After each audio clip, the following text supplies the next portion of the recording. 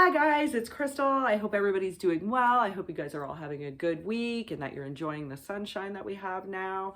And I hope that you guys are all being safe and that everything's going well for you. If you're new to this channel, my name is Crystal and I do Canadian true crime or true crime with a Canadian twist. From time to time, I do other international crimes. Last week we did Eileen Wuornos, but for the most part, I do Canadian true crime. So if that's something that you guys want to find out about, if it's something you guys enjoy, please hit the old like button, hit that subscribe button, hit the notification bell. It might work, it might not, and leave me some comments, guys. These videos are for educational or entertainment purposes only. So if you guys do choose to leave a comment, please no hate. There's enough hate in the world already, and we're just here to talk. And if you guys are returning subscribers, you guys already know how much I love you and how thankful I am that you guys have decided to let me into your house once a week. Once again, I apologize for the lateness of last week's videos. My streaming is not going as well as I would have hoped. My internet's been slow a little bit lately, so hopefully it's not too much for you guys. But anyway, so last week we did Eileen Wuornos. We went to the States and did a crime about that. This week I decided to break our female killer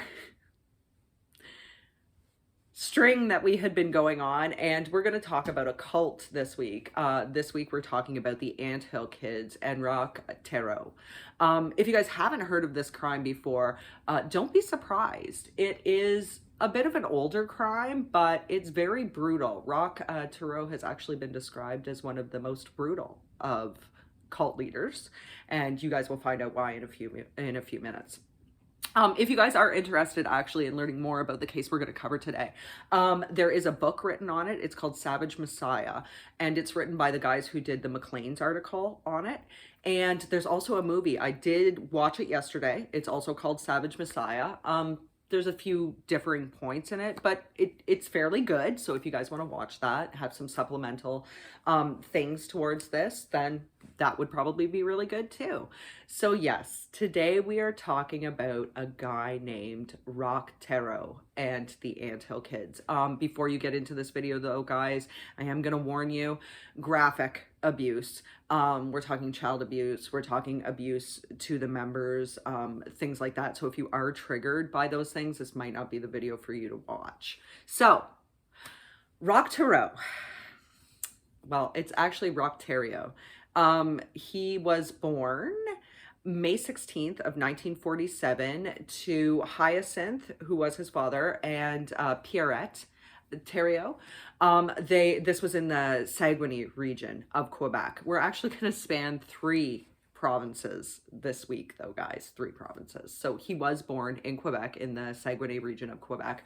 When he was about 6, they moved to Thedford Mines, which is also in Quebec. It's a very small place. And his upbringing has been described differently from different people. Roch himself, and there were a couple other neighbors, have said that his upbringing was really abusive, that his dad was incredibly abusive to him. He ran the house really militantly, and Roch's father, Hyacinth, has said that the abuse never happened. Roch's stories changed, though. They grew like more and more graphic after a while, so it's hard to say how much of the abuse was true or if it actually occurred at all. But there were a couple neighbors that did say they would hear loud noises and things like that from the house. Now, he was one of 7 children. He was actually the second of 7 children. And his parents were staunch Catholics. They were very religious. Not just the fact that they were Catholics, they actually belonged to a group called the Order of St. Michael, aka the White Berets. They're known as the White Berets because that's part of the uniform, is that they wear a white beret. Now, this group is not only Catholic, it's political as well, and they're very anti-Semitic. In fact, they have roots in white supremacy. So this is what Roch grew up with. He was Catholic at this point in time, but he remembers that his parents would like drag him around door to door, like offering tracts and everything else for people to come into the religious fold. And he got made fun of by kids for that, so he became very anti-Catholic. He actually was described as a really intelligent guy in school, but he quit school in grade 7.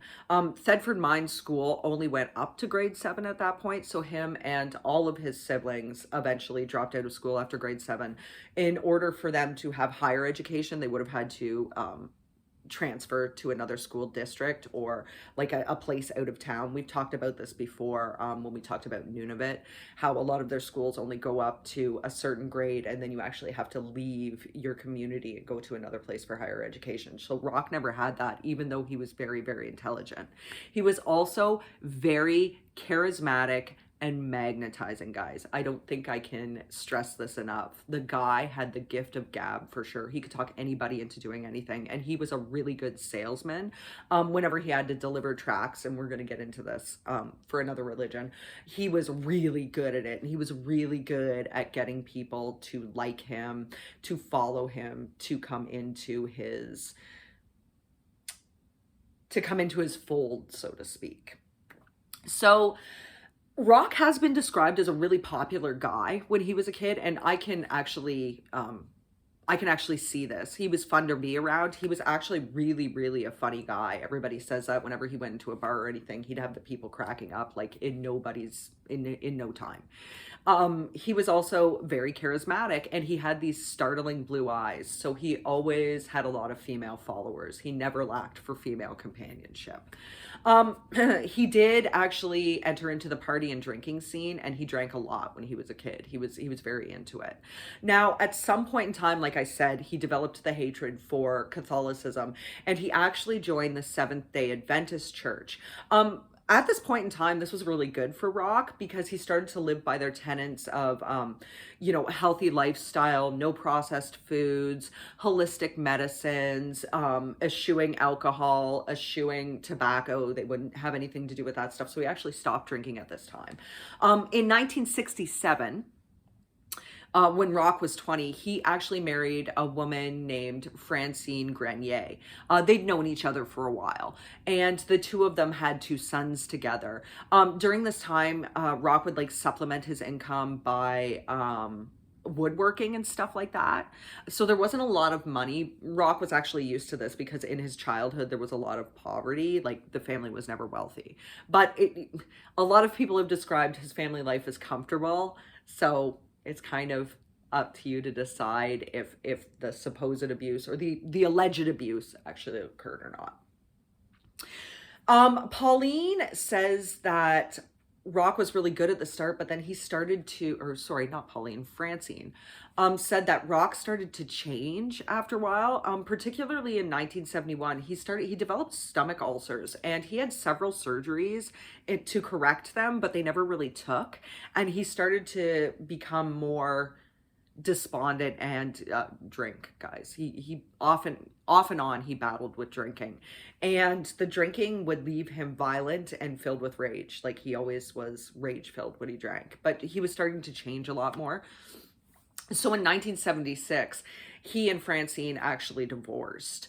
There is another reason for it as well. Sometime he met up with a girl who's only called Giselle, and the two of them started a long-term affair. So that had to do with the destruction of his marriage as well. So he was still working for the Advent Church, or the Seventh-day Adventist Church at this point in time too. He would do their anti-smoking seminars to try to help people to quit smoking, and he was very good at it, right? It was very easy for him to bring in followers. Now, when he was a child, after he dropped out of school, he started to study the Bible a lot, particularly the Old Testament. There's not a lot written about him studying anything in the New Testament, aside from maybe the book of Revelations. He started to really ingrain himself with that, particularly the fact that God expected a man to run the household. Women and children were supposed to be subservient to the man. The man was the head of the household. He was very into that strict traditional part of the Bible, and he actually taught himself English as well as a child from this. But he became very obsessed with the end of days. And it kept forming in his mind that the end of days was going to be occurring soon, and that it would be the ultimate fight between good and evil, like in the book of Revelations, hell, the storms of hail and everything else, fire, all this other stuff. He became particularly interested, let's just say, in that part of it. So something happened in 1977 between him and the Church of the Seventh-day Adventists. Yes, he was still running the stop smoking campaigns and everything, but they noticed how charismatic he was and how easy it was for him to get people to listen to him. It was almost like he was usurping part of the leadership role, and he actually split with the Seventh-day Adventist Church because they were suspicious of him. They were suspicious of how easy he could gain followers, but they were also suspicious of the things he said and did, and the fact that he tried to, in some capacity, take over a leadership role. So he actually split with the church. They kicked him out of the Seventh-day Adventists. At this point in time, sorry guys, Roch Theriault decided that he was going to open his own holistic clinic where he healed people with natural means instead of using medications. And he had a few followers at this point in time. They had followed him from the Seventh-day Adventist Church. And he ran these clinics, and some people said that they worked out really well. They were actually fairly successful. But there were a few people he treated. One was a woman with, I believe it was leukemia. He told her husband, oh, take her out of the hospital. I can treat her. It'll be no problem. And she died a few days later because he was basically treating her with grape juice and I think it was olive oil. It may have been another component, but I remember grape juice was a big thing. And obviously she died. She didn't have the treatment she needed. So Roch had been at this point in time amassing followers. And he was easily able to charm them with his motivational speeches. That's what he called them. And he decided he was going to he was going to start his own religious group with his followers. And this religious group was going to be surrounded with the tenets, the rules of them listening to his motivational speeches. They would live together in freedom and equality, and they would have a sin-free lifestyle. Of course, they would practice holistic medicine, and they would live off the land, and everything sounded great. They were going to be living in a big commune. And the biggest part about it was that everybody was supposed to be equal, even though Roch had this patriarchal view of how a family should be run. But at this point in time, this is what the group was going to be. So in 1977, the group ended up in Saint-Marie in Quebec. And for the most part, that's where the commune started. Now, they were living together peacefully for a while, okay? It wasn't, although some group members do describe that some of the future abuses did start as far back as 1977, as far back as the first year that they were together. But regardless, now at some point in time, Roch decided that he wanted to relocate his group. And they ended up, sorry, just give me 1 second, guys. I just want to remember the actual date. Oh, yes. Okay. So at some point in time, during this first year, he told his followers that he was getting direct messages from God. Yeah, it's another red flag, right, guys? Direct messages from God. He's actually talking to God. And that the end of the world was coming. In fact, he said the end of the world was going to be coming February 17th of 1979, and they needed to prepare for it. They needed to go to a place where they would be seen as God's chosen people. Yeah, I know, another red flag. And where they would be saved. Everybody else was going to perish, but they were going to enjoy the rapture because he was so close with God and he was getting messages from God. like I said, this is where the red flags come up, guys. This is a guy that's amassing members due to his charisma. He wants them all to live in an isolated area, in a commune. He's telling them they're going to have freedom and equality, but at the same point in time, you know, women are supposed to be in the kitchen, and kids, of course, at this point in time, the group did not have kids, but kids were to be raised by them. The men would work, yada yada yada. It just he's claiming to his followers that he's communicating with God, either that or he feels himself he's communicating with God. And of course, the big one is that the end of days are coming, so it's an apocalyptic cult. The members, of course, at this point in time wouldn't know that. The members, for the most part, were from the Seventh-day Adventist Church, so they were used to having a male leader, like in a religious aspect. They were also used to not thinking freely for themselves. Yes, Roch told them that they would be living in freedom and equality, but they were still used to following the words of somebody else. So that's just setting up a mainframe. So in 1978, to prepare for the end of the world, he decided that they had to go to a place, and this was actually in St. Jokes, which is in the Gaspé Peninsula. It's a very sparsely populated place. There's not a lot of people around. It's a wooded area, and it's on the Gaspé Peninsula. It's about 7.5 hours away from Saint Marie, where they were located originally. All of them got into this convoy and ended up in St. Jokes. There's mountains there, and he told them that the mountain was where they were going to be saved. He called it the Eternal Mountain. So they had to build some homes there. It's been called that they were building a town there. It wasn't actually a whole entire town, guys. It was structures and everything. And it was during this time that Roch decided that yes, they were going to work and build this town that would sustain them. And they were living off the land at this point in time anyway, so they were used to you know, growing their own food and making their own breads. They didn't have meat or anything like that from the sounds of it. I'm not totally sure, guys, but from the sounds of it, they lived off, you know, grains, like the breads they made and the crops that they grew.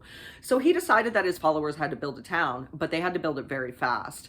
Well, he sat back and relaxed, guys. I don't think I can stress this enough. He didn't do any of the work.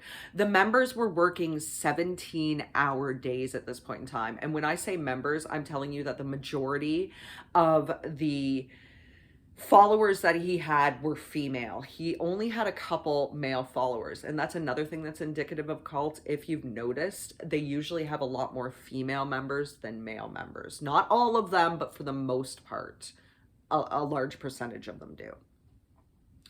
So they had to build this little town. And one day he was looking at his followers scurrying around and building everything and doing it super fast. And he thought to himself, oh my God, they look just like ants, scurrying about and building and doing things within an anthill. So that is how his group became known as the Anthill Kids, because to him, they seemed like ants scurrying about doing their work so hard for their queen, in this case, their king.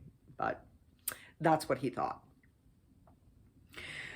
He did absolutely no works whatsoever to help them. He said that it had to do with his stomach ulcers, that he couldn't do work like that. But when I say that these guys were physically exhausted, they were. And this is another way for cults to indoctrinate their people, their followers even more, is to get them out there and get them working and working hard so that they can't question you.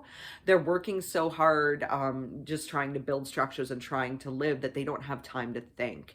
And I know a couple of his members, because I have watched interviews with them, did say that they were kept working so hard, they literally had no time to process what was going on. So of course, guys, February 17th of 1979 came and went. And obviously, the end of the world did not happen. Now, Roch was his followers started to question him at that point. They started to question his wisdom, his mission in general, and also his communication skills with God. But Roch was so good at manipulating people, he was able to tell them, well, you know, heaven's timeline and our timeline are not on a parallel. A second in heaven could be, you know, a year here on earth. So I just simply miscalculated. The end is still coming. We're just not going to know exactly when. men. And his followers accepted this, even though for the past year, they had been led to believe that they had to work super fast and build this town because they were going to be saved. They were going to be saved by people, or saved by God, when the end of the world was supposed to come. It didn't come, but the followers still stayed. At this point in time, in order to keep his followers devoted to him and loyal to him, he decided to marry almost all of the female members and impregnate them. He said that this was a religious requirement to be part of the group. So they all willingly partook in this. He married them. Now, I want to say it was sometime in 1977 or sometime in 1978. He did legally marry Giselle, the woman that he had been having an affair with on his wife, but they were together for several years. The only reason that they got married was she saw his relations, I guess, his relatability with the other female cult members, and she didn't want to lose him, so she actually proposed to him. And the two of them did legally get married, but he's spiritually marrying these other women. All except for the wife of one of his right-hand men. She did not like him. They did not see eye to eye, so he didn't marry her. At this point in time, guys, the cult consisted of 9 female members and Roch, and then 2 male members. So there was 12 of them in total when they went to Eternal Mountain. And he married and then impregnated all of his wives. This was also a way for him to amass new members. If you have children, of course, they're born into the cult and they automatically become members. You don't have to go out and proselytize for any more members. And besides, they were living in a really isolated area at this point in time too, guys. So eventually, he ended up having 26 children with these 9 women followers. By the early 1980s, they had nearly 40 members, including the children, because of his so-called baby boom, I guess. And they were, at this point in time, required to wear a uniform of sorts. Now, I've heard 2 differing stories about this, and we're going to get into this because there's a lot of differentiations. We've already spoken about it with regard to Roch and the supposed abuse, the alleged abuse that happened to him. This is where the story diverges again. Some people said that the members, the women members, were required to wear green robes. The male members wore beige robes, and Roch Theriault himself wore like a dark brown robe to signify that he was the head. Some people said that they were just wearing tunics, and these tunics were to prove their devotion to Roch, but not only that, they were supposed to show equality within the group. So regardless, they did have to wear a uniform of sorts. And at one point in time, Roch took to wearing like red robes in general. That's what he wore because he saw himself as so high above people. Remember, he said he was directly getting messages from God. So anyway, now, at some point in time in 1981, and this is going to be a really difficult story, guys, because there's 2 different versions of it. Both of them are believable, though, and it's going to lead into some of the stuff that happens afterwards. But this was 1981. Roch had told his followers at this point in time that God himself had given him the powers to heal, so he could perform operations on them, if you will. So the first part of this story, the first story I heard was that Roch sliced into the penis of a 2-year-old boy. His name was Samuel Gilguer. He sliced into his penis, and the boy would not stop crying. So Roch ordered one of his male members. His name was Guy Veer. Now, Guy Veer himself had a lot of mental health problems. He'd actually escaped from a mental health facility to come and join the commune. Theriault ordered Guy to beat Samuel to stop him from crying, and Samuel died. As punishment for Samuel's death, sorry guys, Roch then castrated Guy Veer. He literally removed his testicles. The other story I heard, which is equally believable, because in this story it makes more sense, and this was the story that come from Maclean's, was that Guy Veer, his role within the group was as a babysitter to watch over the kids, even though, you know, he shouldn't have been. He had some mental health problems, but that was his role. And Samuel wouldn't stop crying, so he beat the child, and Roch decided to circumcise him, which was another thing that he did within the group. He circumcised all the male members of it, adult males and child males as well. And this was a botched circumcision, guys. This was not good. And as such, Samuel died on the table. It may be a derivative of the two of them, because I heard that he did botch circumcisions and that a child died from it. I'm assuming the child was Samuel. But it also makes equal sense that Guy Veer would have beaten the child. That Roch said that this was a way to help him. I also read that the boy had problems urinating, so maybe he thought he was helping him with that. Regardless, Samuel died. And Roch then castrated Guy Veer because of the death. He had to be punished. So he then told everybody, all of his followers, to tell the authorities, including Guy Veer himself, who actually backed up this story, that the reason why he was castrated and that Samuel died was that horses trampled them. So obviously, authorities did find out about what happened. And they raided the commune. At this point in time, they were suspicious of the commune anyway. Isolated, all living together, many female members, not too many males, lots of kids being born. So they were slightly suspicious of the group in general anyway. They raided the commune, the authorities. So this would be social workers as well as police raided the commune, and they charged Roch with criminal negligence in the death of Samuel, and he and 6 other followers were charged with criminal negligence in the castration of Veer. On September 29th of 1982, they were found guilty. The cohorts, the other 6 members, were given various sentences, but Roch had the longest sentence, and he was to serve 18 months in prison. He would be set free February 6th of 1984. Now I know what you guys are all thinking. They caused the death of a little boy. Why didn't they serve more time? You have to remember how charismatic Roch was, and he was probably able to argue it down to criminal negligence. Regardless, the group was actually ordered to disband.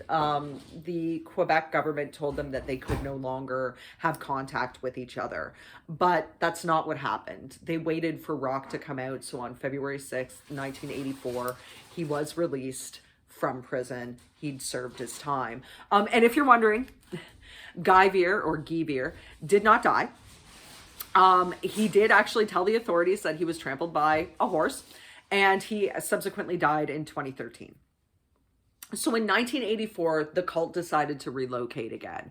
And I'm sure a large part of this had to do with the fact that they were banned from hanging out together, number one. But number two, the fact that the authorities were watching them. And if you guys will notice, within cults, a strong dislike and distrust of the government also plays a large role in cults. So they decided to move. And this time they moved to Burnt River in Ontario. Now, Burnt River in Ontario is actually, it's a very small hamlet, guys, and it's in the Kawartha Lakes region. We've actually already talked about the Kawartha Lakes region. Bruce MacArthur grew up there. So this is a very small place. It's even more isolated than what St. Jokes would have been. It's very out in the woods, guys. It's out in the wilderness. There's lots of trees. I think the closest town would be Lindsay, Ontario, to where they actually were in Burnt River. And just outside of Burnt River, the small hamlet. Now, this is about 2 hours and 13 minutes from Toronto, if you guys just want to get like a little bit of a direction wise of where it might be. Now, a lot of the members pretty much said that as soon as the cult really started, definitely by the time that they moved to St. Jokes anyway, Roch had actually gone away from his tenets. It was no longer about motivational speeches and living freely and equally without sin and a healthy lifestyle. It was more or less, yes, they still grew their own food, they still lived off the land, but he started drinking heavily again almost immediately. And the drinking became steadily worse, and at this point in time, he had almost complete control over the members of the cult. Now, when they originally joined the cult, he told them that they had to leave the Seventh-day Adventist Church. They had to leave their families. They couldn't have any contact with their families. They had to leave their jobs. They had to leave their homes. They had to leave their friends. They had to leave everything and come fully to him, and also give him all their money, obviously, and come fully to him, because if they didn't do it that way, they weren't living out, they weren't living a free and equal life unless they surrendered themselves totally to him, which is once again cult speak. And at this time in Burnt River, they're far from their family, they're far from their homes, they're far from anything. I know some of the parents did write to the government questioning this cult, but nothing was really done. And to be honest with you, Quebec was happy to get rid of the cult at this point in time. Although I will tell you that they did alert the Ontario authorities, CAS and the police in particular, to what had happened in the commune before.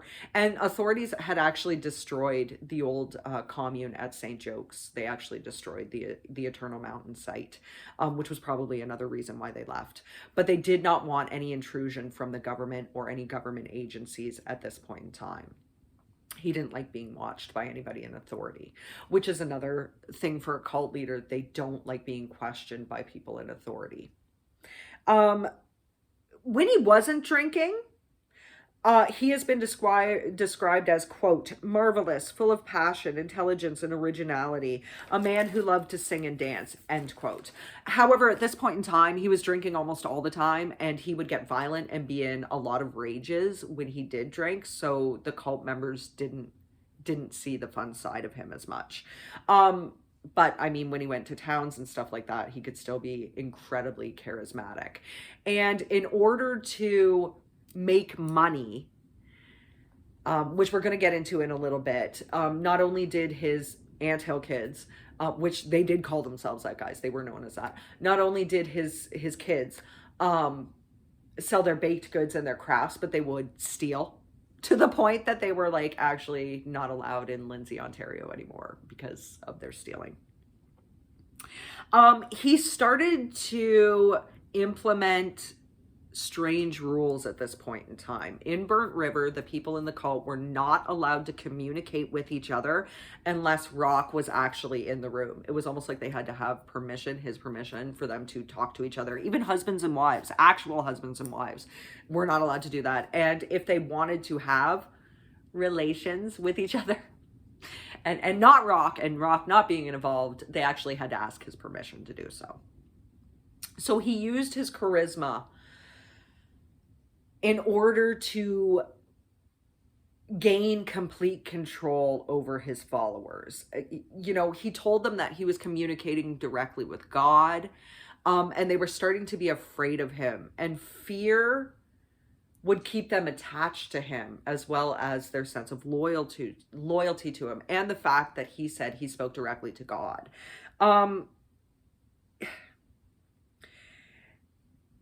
He was able to keep them close and loyal because of this charisma. So in a way, they were able to ignore the abuses and the irrationality, his increasingly irrational beliefs that were starting to come out more. They were able to ignore this more. He was also indoctrinating them slowly, if you will. I mean, yes, they were first attracted with his motivational speeches and the way he could talk to people. But as he started to introduce the abuses, he would do it slowly. And I'm sure you guys have heard this many, many times before. We talked about it with the case of Jane Hirschman. It was more of an insidious type of thing where he would introduce an abuse to the group and they would come to accept it. They were in shock and they were in fear, but it was almost like they came to accept it because it had been so slow, but there was a build up.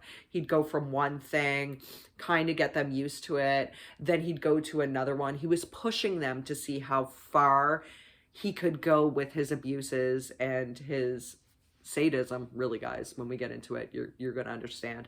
And they were more easily able to accept it. It would also have to do with the fact that they're exhausted at this point in time, guys. They're working around the clock all the time. They had no time to think. They had no time to question anything. They had no time to really give over to free will because they just didn't have it in them anymore to think for themselves. These were also people that were used to following rules set forth in the Seventh-day Adventist Church, rules set forth in their own families. So they were used to following rules, particularly from a male leader. So it wouldn't have seemed as strange. It almost started to become normalized, and they started to live a day-to-day existence, whereas most of us would be like, oh no, I'm out of here. They were like, well, we should stay because today it wasn't us that got beaten. It was such and such. So it wasn't us, so we're still good. I also tend to believe that some of the followers thought that these abuses were the price they had to pay for the salvation that Roch promised them was coming from God.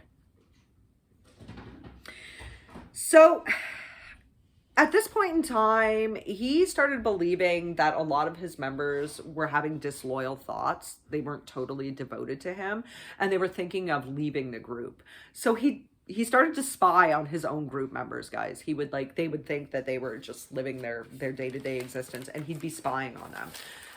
That night, whatever they had done that displeased him, he would actually go and talk about it with them. He'd say, God told me that you did this or that you said this. He told that directly to me. And the followers were like, oh my God, how else would he have known unless it was God? They didn't realize he was spying on them. So they started to believe that even more, that he was communicating with God. If someone tried to leave the group or tried to question him, he would hit them with belts or hammers. Sometimes he would suspend them from the ceiling, guys, and pluck out each and every body hair with tweezers. He would pluck out, it may have even been with his fingers, guys, but he would pluck out each and every one of their body hairs. And if this weren't bad enough, from time to time, he would also, God, how do I say this in a good way? He would also relieve his bowels on them. So he's starting to introduce these things as punishments. Followers, like I said before, were expected to raise money within the group by selling their arts and crafts and their baked goods. And if you didn't bring enough money in, if he felt you didn't bring enough money in at that day, you would be beaten or subjected to one of these punishments. Since the group followed Roch unquestionably, like I said, he figured he had free reign to do whatever he wanted to them. They were accepting all of his previous abuses, so he could become more creative in his abuses. And of course, even though the group was supposed to be about freedom and equality, it was not. He was the leader, and he also had a hierarchy system in the group too. Some people were more favored than others. Some people had like good status. Some people were more thought of as slaves, and he could change this status at any point in time because he wanted to keep them wanting his favor. He wanted to keep his members wanting to be in his favor so that they were more pliable to him. And of course, at this point in time, the abuses escalated even more, guys. So he would do things like have members smash their own legs with sledgehammers to prove their loyalty. He would have them sit on hot stoves that were like already lit and burn themselves with it. He would have them shoot each other in the shoulders. He would have them partake in a weird type of gladiator situation, a gladiator type fight where he'd technically pit two women against each other, so they were fighting over his favor, and then he'd join in the fighting as well. They always had to be naked for this too. he would make them do things such as eat dead mice, dead bugs, smear each other with each other's fecal matter, ingest urine, ingest feces to prove that they were loyal to him. He would make them do these things. And in another show of loyalty, he would actually have members cut off other members' toes with wire cutters, all to prove that they were loyal to him. The cult's children at this time, and they had amassed quite a few, obviously, were also subjected to many forms of abuse. They were sexually abused. They were held over fires. The babies, in particular, were held over lit fires. They were, in some cases, nailed to trees. Yes, nailed to trees. While other children threw rocks at them. This was all part of daily life within the cult. And in 1984, CAS started to really take a further interest within the group, particularly because the winter was coming. And you guys know the farther up you go in Canada, the harsher the winters are. And the commune itself, which they had built themselves, didn't have any hydro and didn't have any heat. So the workers became kind of worried that something would happen to the children in these circumstances. So they started to watch the commune more closely. One of his wives, and we're going to talk about her more, her name was Gabrielle Lavallee, and she was actually a registered nurse, guys. And she worked a lot of the time as a nurse in the family, but she had actually been a nurse before this. Gave birth to a son in 1984, and his name was Elazar. Elazar, it's a pseudonym. This was her son with Roch, but he had kind of like a saggy eyelid. It was like a weaker eyelid. And because of this, Roch thought that he was sent from Satan and he didn't like him. So once again, there's two stories about this. This would be January 26th of 1985 when Elazar was 5 months old. The first story is that Roch ordered the boy who was crying to be put into a wheelbarrow and left outside in the freezing cold temperatures. This was like -10, maybe even below that. So obviously, Elazar froze to death. Another recanting or another telling of that story, another version, and this was more from Gabrielle herself, said that in order for Elazar to escape the abuses that were inflicted on the children and the adults within the cult, she herself took him outside and put him in that barrel or in the wheelbarrow and left him to freeze to death because she thought it was better that he was dead than suffering from these abuses. This was supposedly her act of mercy towards him. Regardless, Elazar did end up dead, and the authorities did find out. So a few days later, this is still in January of 1985, a coroner looked into the death of Elazar and ruled it as SIDS. If you guys don't know, that's sudden infant death syndrome. It was more common in the 70s and 80s, although it still does happen now. It's basically when a child under the age of 1 stops breathing and dies for no apparent reason. I think a lot of the times, particularly in the 70s and 80s, they would tell moms to lay their babies on their stomachs instead of on their backs, like most of us have learned now. They said it was better so that the head would form better. And I think a lot of the times the babies accidentally suffocated. But regardless, the coroner ruled Elazar's death as SIDS. Now, an interesting point about this coroner, sorry guys, was that he was friends with Roch Theriault, and he was actually the family doctor for the commune. So obviously, he was helping them out here. Regardless, the case was closed. Now, another coroner in 1993, after they heard about a whole bunch of other stuff, which we're going to get into, did reopen the case and did look at it again and ruled it as SUDS, which is sudden unexplained death syndrome. It definitely was not SIDS, guys. But regardless. So on December 6th of 1985, authorities descended once again on the commune. This would be social workers and police. And they seized 14 of the children within the commune. There were 17 children at this point in time. Some stories say it was all 17, but most of them point to the fact that it was only 14 of the children were seized from the commune at this point in time. And when they seized the 14 kids, there was an investigation into it to some extent, because the kids were actually telling their foster families about the abuses that they were suffering in the cult.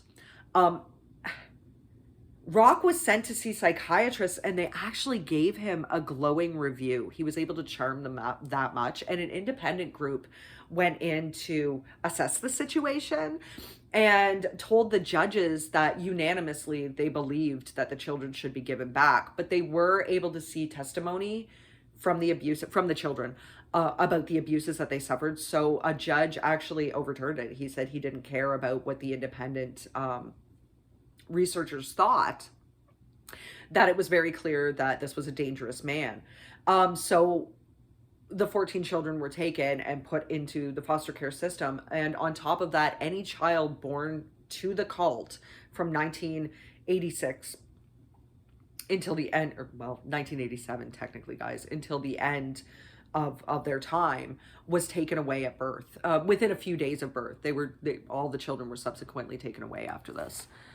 And there was no retribution, though. There was no retribution. Roch Theriault never spent time in prison for this, never spent time in jail for any of these abuses. Neither did any of the members of his cult. At this point in time, the authorities were more concerned for the children's safety than for getting justice for them. And also with regards to the adults in the commune, you have to remember, guys, that this was actually a registered church, that this was a recognized religion within Canada. They had religious status. So authorities can't just come in and raid them and talk about their practices, because the members only have to say, this is part of our religious practice. You don't have any jurisdiction in how we practice. You have the freedom to practice your religion however you want to. They needed somebody to come forward and claim abuse or claim that something bad had happened in order for them to investigate the church. So, I mean, the adults at this point in time were there legally, or were there on their own, voluntarily, of their own rights. That's what the authorities knew, so they didn't investigate further into it at this point in time.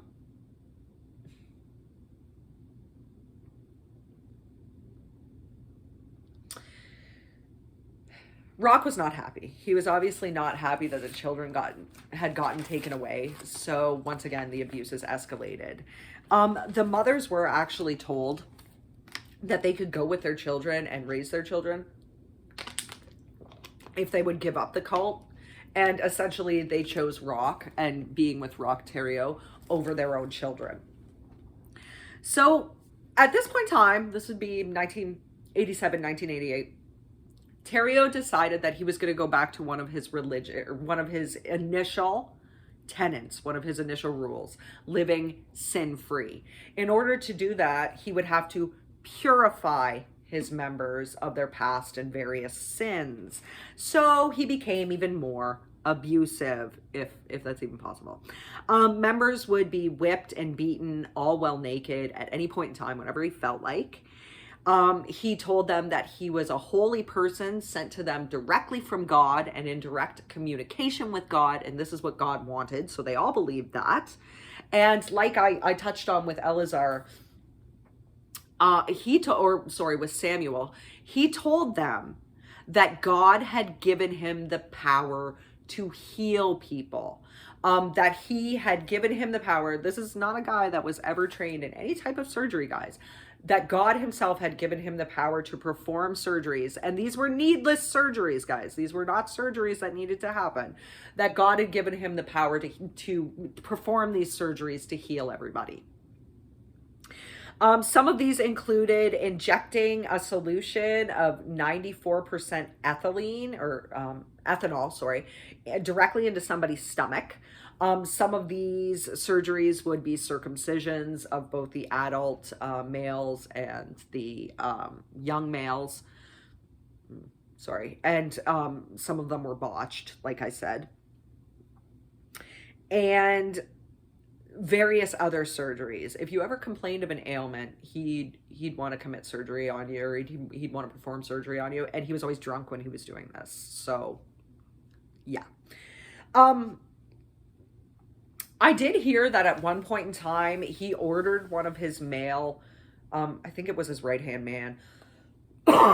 He ordered him to put an elastic band around his testicles. And you guys know what happens. I'm sure we all did it as kids when you wrap an elastic band around your finger and you watch it turn purple, right? He told him to do this and to leave it on for 24 hours. Needless to say, he was not in good shape, obviously, when they took the elastic band off. It was wrapped around there a few times. And so Roch decided to cut open his scrotum and remove one of his testicles with his hand. The man did survive, but yeah, that was another one of his surgeries. So on September 28th of 1988, a member, one of his wives, named Solange Bouillard, complained of a stomach ache. So Roch told her that he could heal her, that he could make the stomach ache better. He told her to take off all of her clothes, and he helped her up on their kitchen table. This would just be a random table. He then proceeded to punch her several times in the stomach.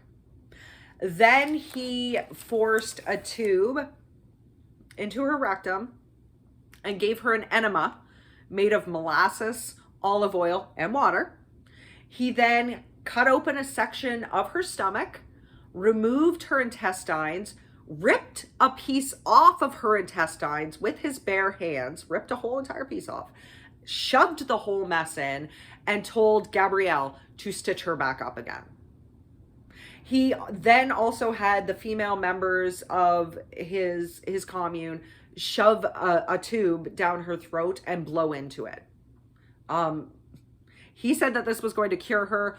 Obviously, it did not. Solange died in incredible agony the next day after he had done this, because all of her, stomach fluid and like her stomach acids had literally leaked into her stomach and into her abdomen at this point in time. So she died in incredible pain. However, Roch was not done with Solange. He had a really good friend that was a high-ranking member of the FLDS church. So he got him to come and perform a marriage ceremony between him and Solange after death. He then told this friend that he felt that Solange's soul was actually inside him and that he was pregnant with her soul. Yeah, I know. And that her soul would come out of him in his semen. So he told his followers he had the ability to resurrect Solange from the dead. So she had been buried at this point in time. They dug her up and sprinkled her with vinegar to get rid of any of the bugs. I'm sorry, guys. This is deeply, deeply traumatic. So if you've stuck with me this far, you may not want to hear this. Disclaimer, disclaimer, disclaimer. He sprinkled her with vinegar, buried her, dug her up again, and then he and the male members of his group removed her uterus, drilled a hole into her head, and he masturbated into it and had the other two male members of his group, masturbated into it as well, because it would bring her back to life. He had the power to bring her back to life this way. His seed was all powerful because it was a mixture of him and her. Obviously, it didn't work. She did not come back to life. So they buried her. When she was found, in 1989, when she was found, several of her bones were missing. Some of the group members had taken them, but Roch had also taken some too. In specific, he took one of her rib bones, put it into a leather pouch or like a leather case that he then wore around his neck for the rest of his life. And not only that, but he would put some of her like bones into a jar, or some of her leftover body pieces into a jar, and continuously masturbate in it, still assuming he had the power to make her be reborn again. The group was so brainwashed at this point in time that they did not question the fact that he did not bring her back to life, nor did they question these needless surgeries. They just went about their day and dealt with it. They dealt with it. As long as the abuse was happening to somebody else and not them, they were really thinking about it. Gabrielle Lavallee, who we've talked about before, the nurse, mother of Eleazar, also suffered a lot of abuse within the commune. She was considered to be one of the second group on the second tier, so she wasn't as revered as maybe some of the other women were. He burned her private areas with a blowtorch. Roch Theriault did. Roch Theriault broke a hypodermic needle off in her spine, and he forcibly removed 8 of her teeth. She tried to escape twice, and both times she ended up coming back to the commune because she's lived in fear. She's now afraid of the government. She's afraid of people in general. She's so used to his control that she's unprepared to live in the outside world at this point in time. So she came back. After the first attempt, he actually removed part of her breast and smashed her in the head with the blunt end, not the sharp side, the blunt end of an axe. And she still came back a few days later.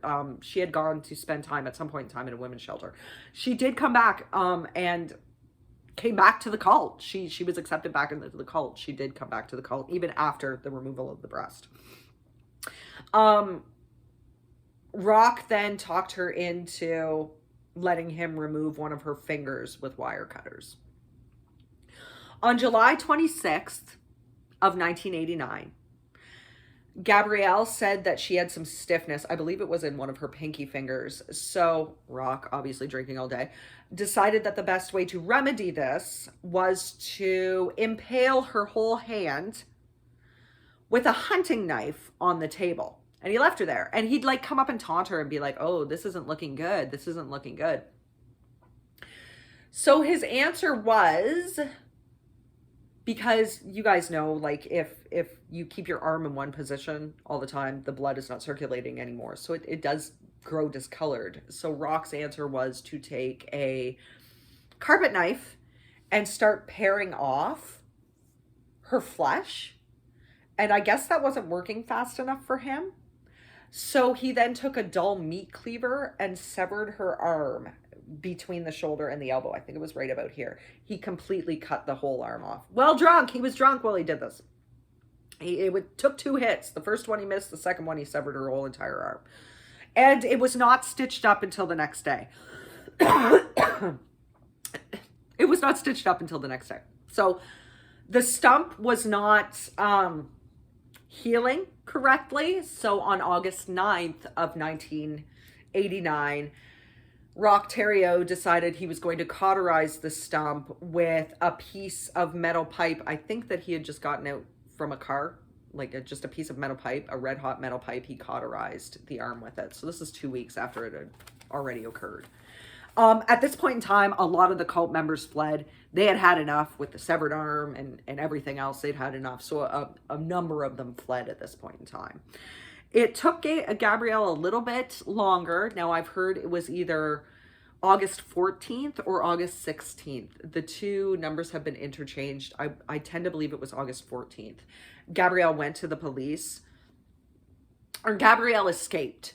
And on the 16th, she did tell police exactly how she had lost her arm and about all the abuses within the cult. And this was all that the police needed, was to hear that something wrong was going on within the community so that they could go and investigate the cult fully. So technically speaking, Gabrielle Lavallee did help the police with this respect. There was a manhunt. They didn't go and search the cult until August 19th. So Roch had about 3 days with which to escape, and he did. And they were not able to find him until October 6th of 1989. So this was a 6-week manhunt before they did eventually find him and arrest him. He ended up being sentenced to 12 years in prison for the assault on Gabrielle, for her losing her arm. And this would be in October of 1989. It took a little while for the murders and everything else to come out. Though the kids had been taken some years prior, like I said, the church was, technically speaking, given religious status. They were an actual religion, so therefore their practices couldn't be questioned by authorities because they had the protection of religious status around them. It's kind of like Scientology, right? Scientology is an actual church, so it's got the protection of that around them. So Gabrielle was instrumental in them actually finding out about what happened at the cult. So they did learn about all the abuses. They learned about what happened to Eleazar, some of the other children, and they learned about the death of Solange Bulliard.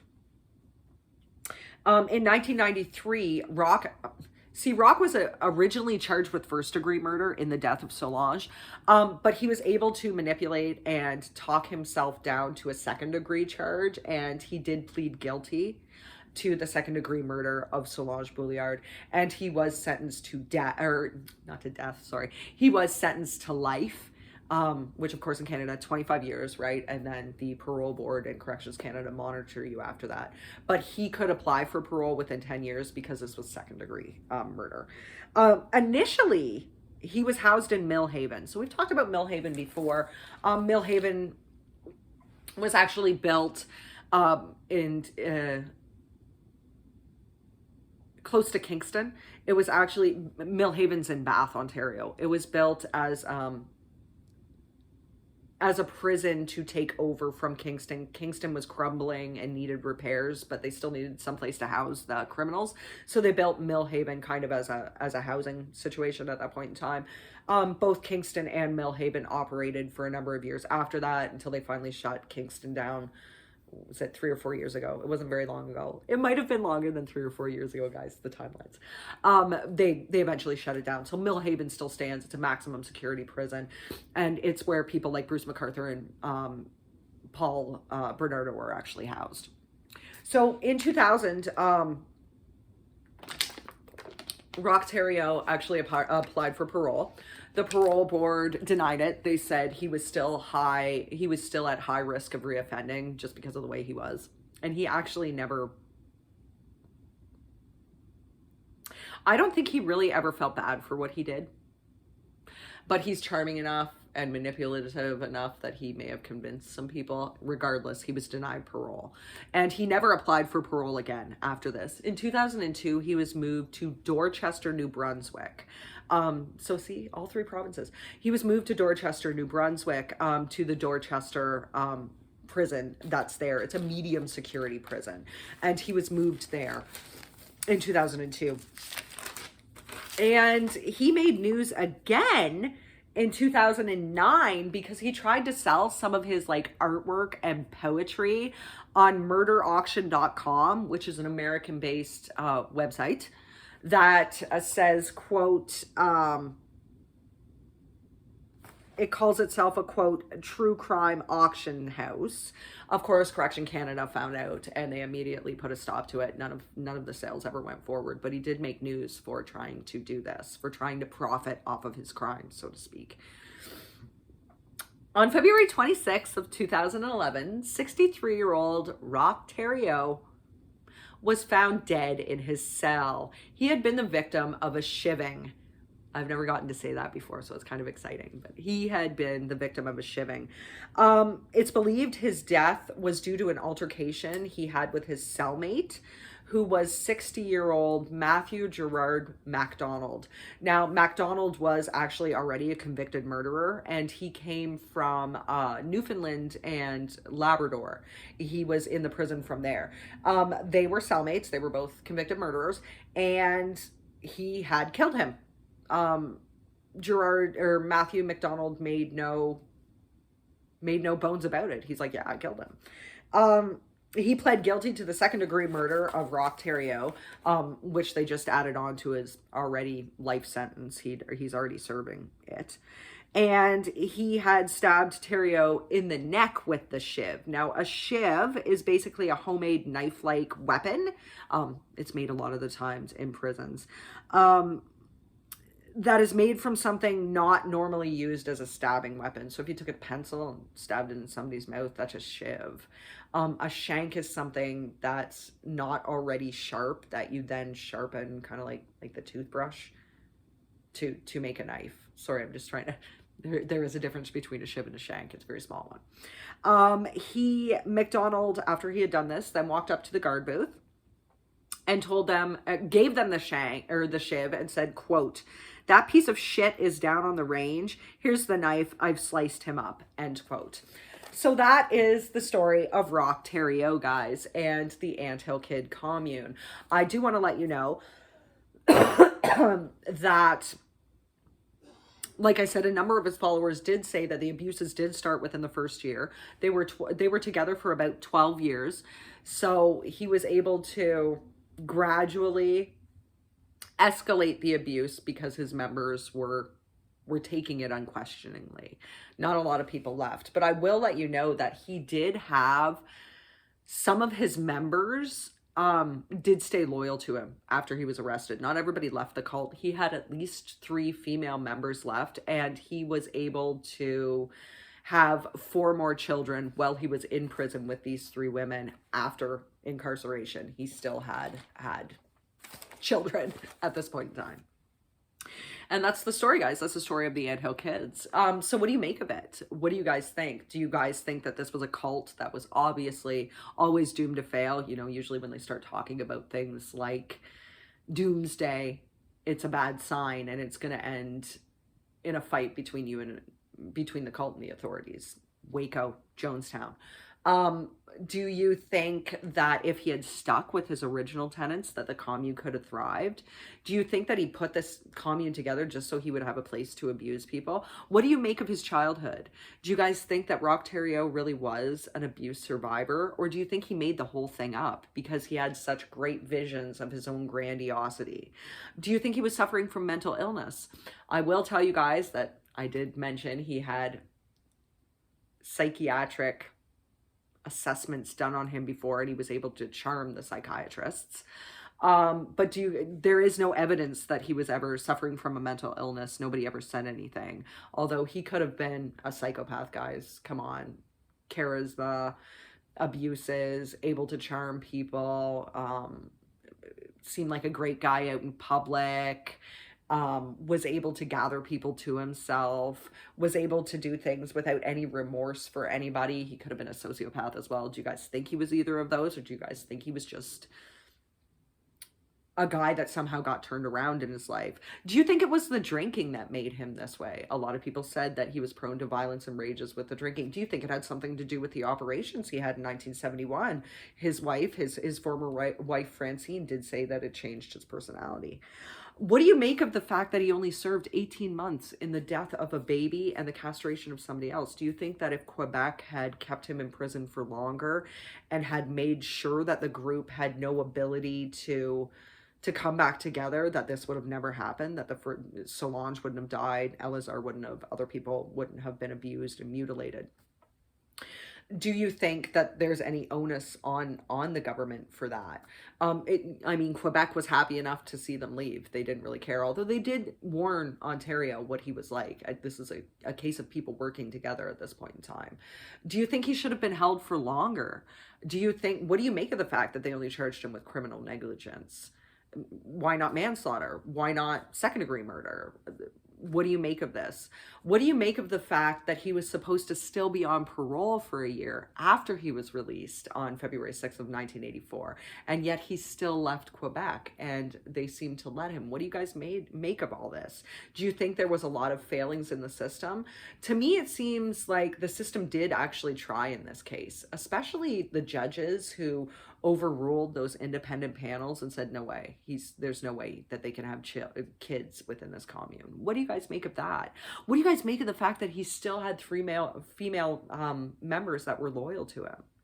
Let me know in the comments below, guys. I'd love to hear what you guys think about the Anthill Kids.